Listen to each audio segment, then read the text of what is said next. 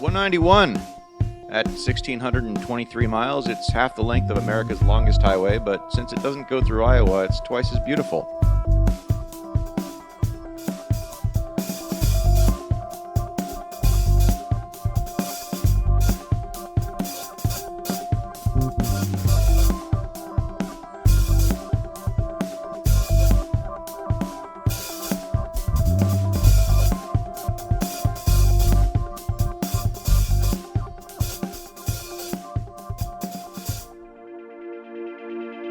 So here's what's up. We're schlepping from Mexico to Canada through America's varied and iconic landscapes to help you fatten up that bucket list of yours. Armed with an old truck, an older brother-in-law, and a new drone, I'd like to share with you America's single most scenic highway.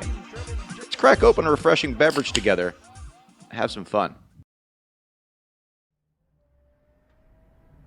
So the question is then, how do we say this? Start of the trip? Yeah. It could be like,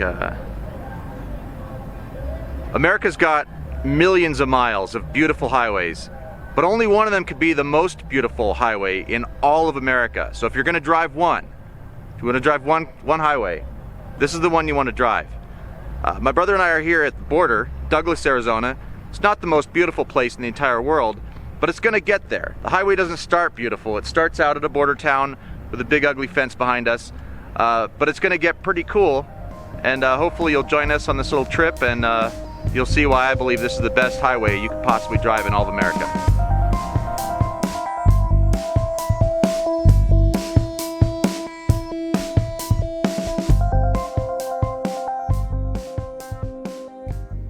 That's not exactly the 191 just yet, but on the way down from Phoenix, where we live, we decided to stop in at Tombstone and Bisbee, both parts of the American Wild West, and both things that you should probably check out. They're not terribly far from the 191. You'll probably end up adding 35 extra miles to your trip if you loop over to them.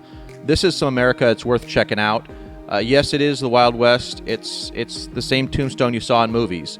A bit more ice cream shops, a little bit more reenactment going on than the actual hanging and shooting and prostituting. I don't even try to make that rhyme.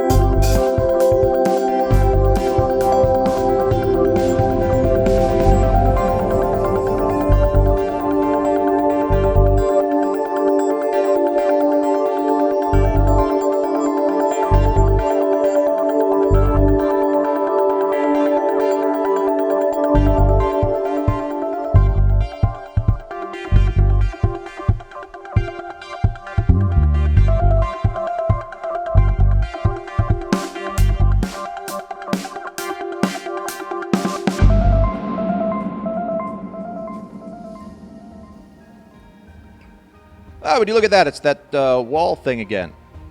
This is the town of Douglas, Arizona. On the other side of the wall is the Mexican town of Agua Prieta, which I believe is Spanish for Bud Light. But we're headed to Canada, so we're going to go ahead and start driving north.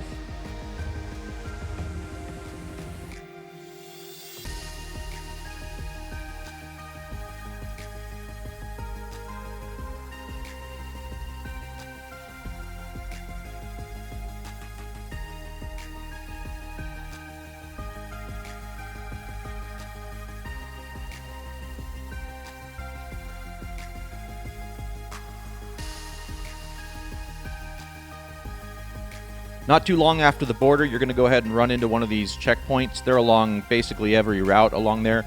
If you got everything in order, it'll be a pretty quick stop. If you're visiting from out of the country, just make sure you got your stuff with you so that you can get through it as easy as possible.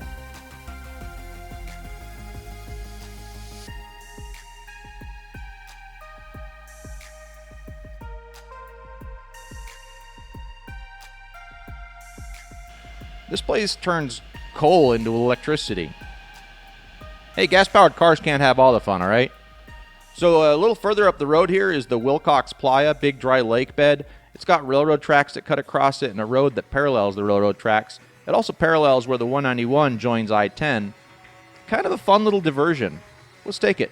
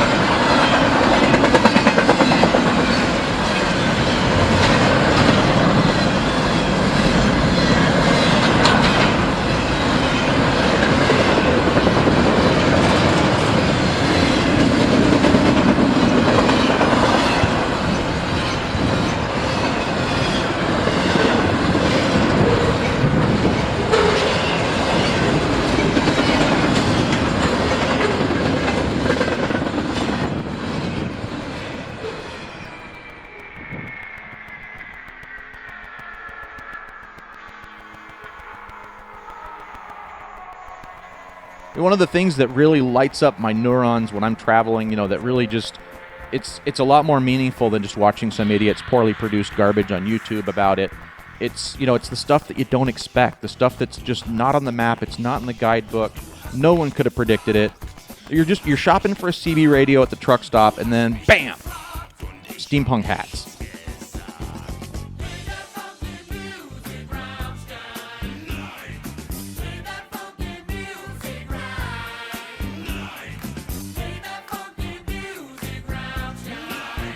This is what they call a sky island. It's basically a microclimate on top of a mountain that sticks out of the desert, so it's a little different from the surrounding climate. The one you're looking at here is Mount Graham. A little further up the road here is the town of Safford, and a bit further up the road from that is the town of Three-Way. Now, I've never been in a three-way with my brother and a car before, but when in Rome, you got to do it, right? After that nonsense, the highway goes right through the middle of the active Morenci Mine. You're going to want to budget a bit of extra time here, partially so you can check out the geology, partially because sometimes they block the road to allow mining traffic to go through.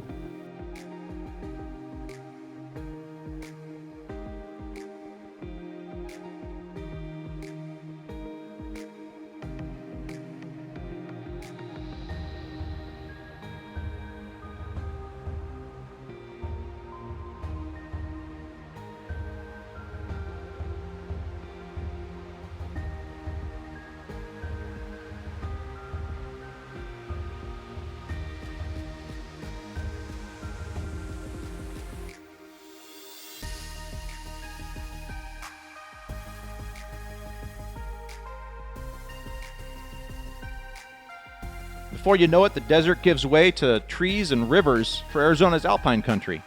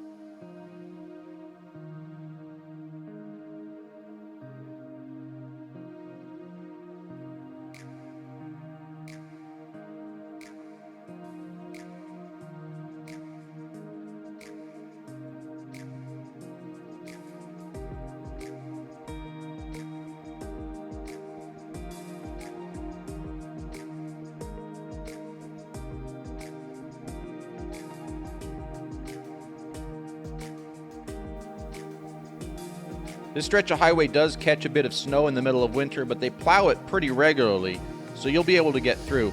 If you get tired and you want to stop along here, there's a few campgrounds. There's a lot of dark sky if you're into dark sky photography. And there's the Hannigan Meadow Lodge, which will rent you a room or a cabin, feed you, send you on your way. Real pretty place to stop in.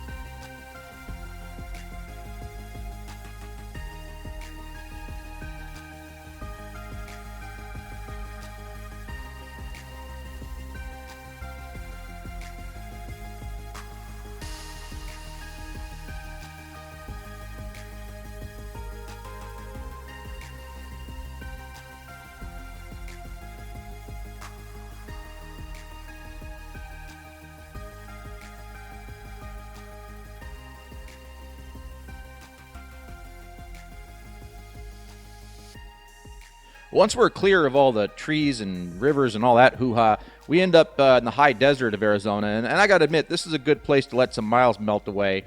Let your windshield do the talking, because we have a little bit of a diversion up ahead here.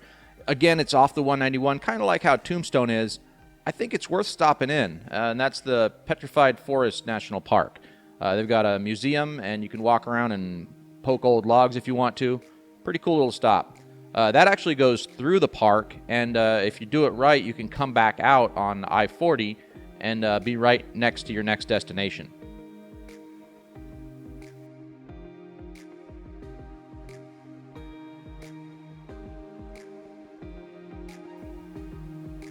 To this day, I am afraid to Google where that name came from. Up next is a national monument known as Canyon du Che. This is located on Navajo land.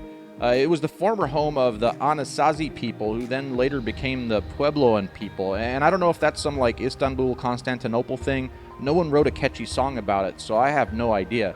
But I do know that it's a very beautiful place, and I know that the lodge down in Chelly is a great place to spend the night if you want to.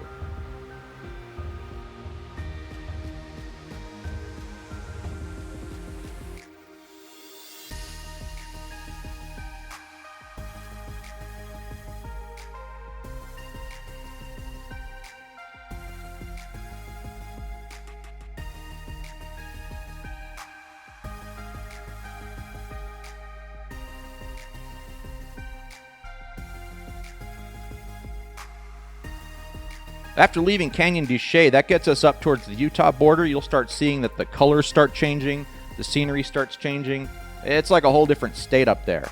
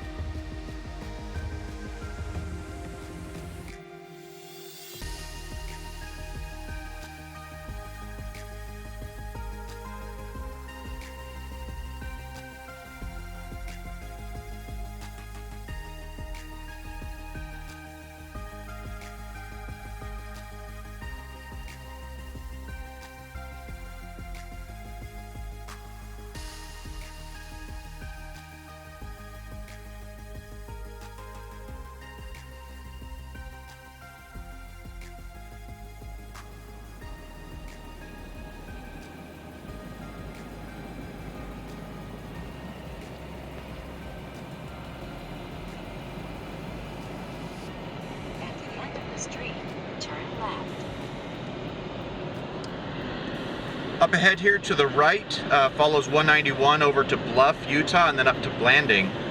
We're going to take a left instead. This is going to take us down 163 in the direction of Mexican Hat. We're not going all the way to Mexican Hat though. We're going to go ahead and turn into Valley of the Gods. I think it's a worthwhile diversion. I think you'll agree. And then we'll get back onto 191 and continue our trip.